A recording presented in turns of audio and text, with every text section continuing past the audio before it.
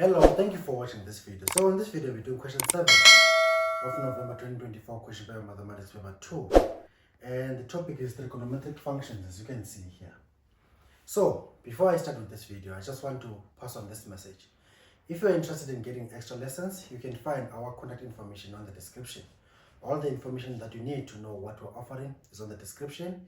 If you are unclear or you have more questions, you can comment or maybe contact us directly on the contact information that you'll see from the description below. So let's go. They're saying in the diagram below, the graph of f is drawn on the interval from minus 180 degrees to positive 180 degrees. As you can see here, you have a function, and this function drawn in red is called f, right? And this function is drawn from minus 180 degrees to positive 180 degrees. That's the function, no problem. Then now, they are saying now at 7.1, write down the equation of the asymptote of f in the interval from 0 degrees to 180 degrees. So they want us to write the equation of the asymptote of our function f, which is the red function, from 0 to 180 degrees. So there are two asymptotes here. Here is one asymptote at negative 90. Here is another asymptote at positive 90. So they want the equation of the asymptote where they want it on the interval from 0 to 180 degrees. So they want the asymptote that is on this interval, which is from 0 to 180 degrees. So the asymptote that is on this interval from 0 to 180 degrees is this one here, this vertical asymptote. And you know how to write an equation of a vertical asymptote from your hyperbola, right? So the equation of this asymptote on this interval from 0 to 180 degrees will be x is equal to 90 degrees. We're done, 7.1. Now we'll move on to 7.2. What are they saying at 7.2? At 7.2, they are saying, write down the values of x on the interval from minus 180 degrees to 0 degrees, for which f of x is less than 0. So, on this interval, from 180 degrees here to 0 degrees. So from here to there, they want us to write the values of x for which f of x is less than 0. So they want the values of x where your f of x is less or equal to 0. Right? Where on this interval, x an element of negative 180 degrees to 0 degrees. So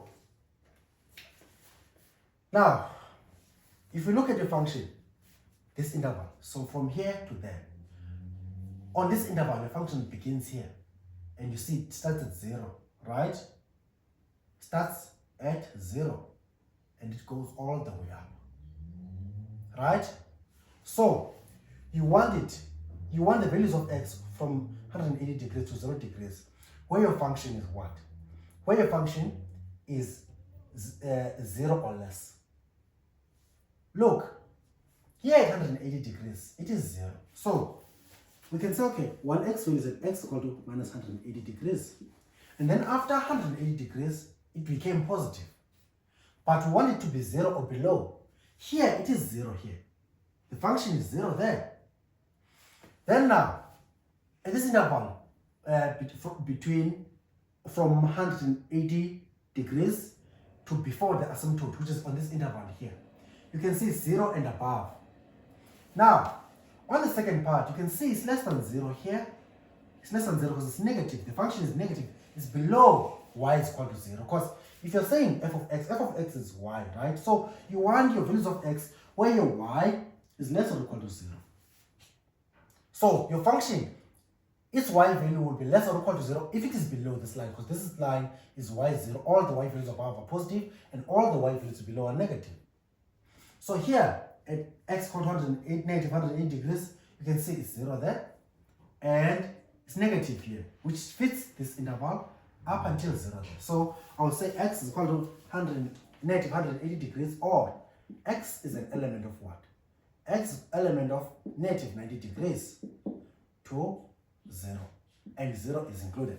9 is not included because the function is not defined. It doesn't have values at x is equal to minus 90 degrees because you have a vertical asymptote there. So these are the values that I can think of. I hope we're correct. Now, we move on to 7.3. What are they saying at 7.3? At 7.3, they're saying you're given that g of x is equal to 2x plus 1, right? You are given function g of x defined by 2x plus 1.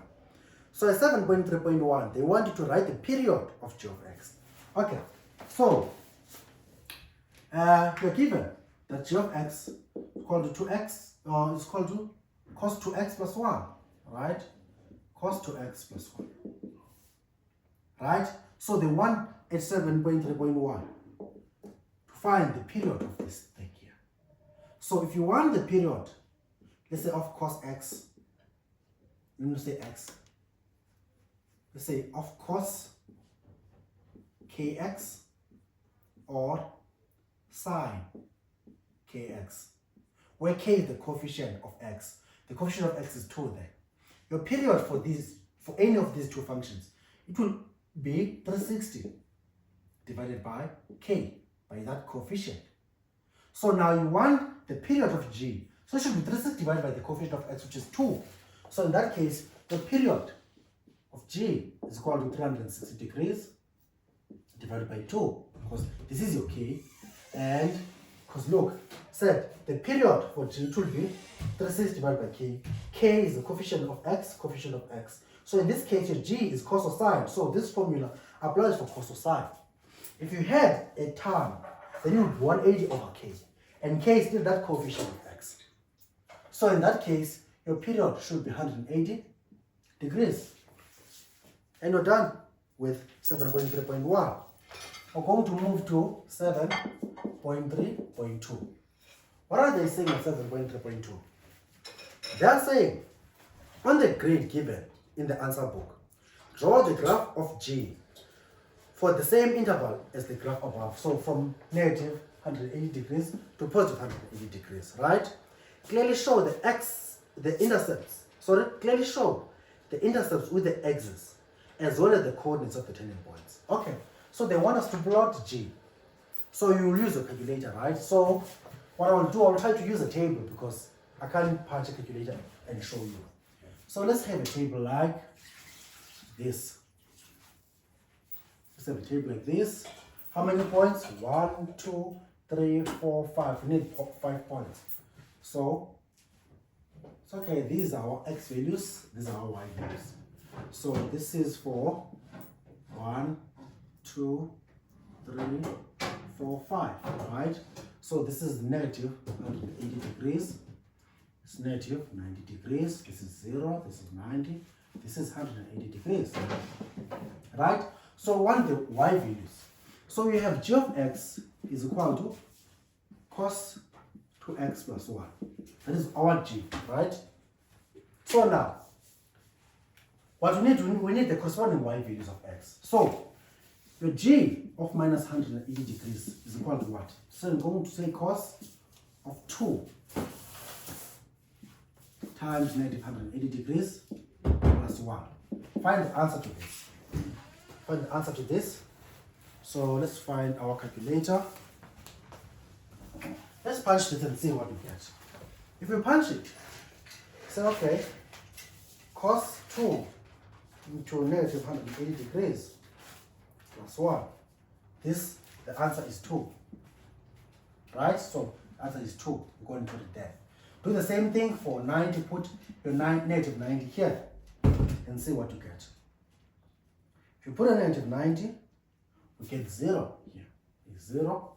Let's put 0 now here and see what we get. If we put 0, we get 2 again. 5.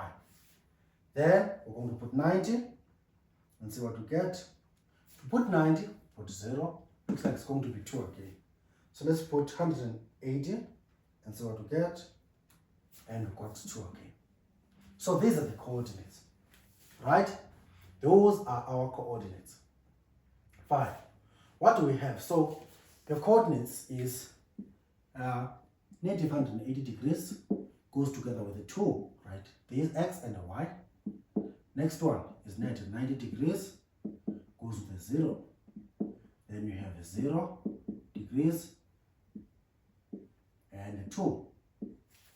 And then you have a 90 and a 0. Then you have 180 degrees and a 2. That's what it is, right? So we need to plot these points here. It will not be very perfect, but let's try. Let's say it's 180 degrees goes together with a 2. Negative 180 degrees goes with a 2. I'll say the 2 is somewhere here. Right? Fine. I'm not sure how accurate this is. I hope it is. And then we plotted this. Negative 90 is 0. So negative 90 is 0 here.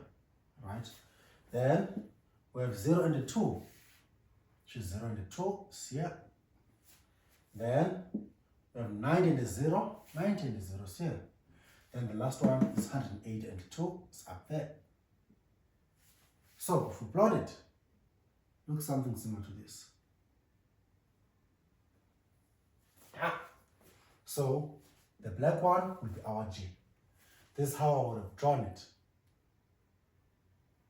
This is how I would have drawn this thing. So we move to the next question, which is 7.4. What are they saying in 7.4? They are saying, use the graphs to determine the general solution for 2 cos cubed x minus sine squared x is equal to 0. So they want us to use the graph to find a general solution, right?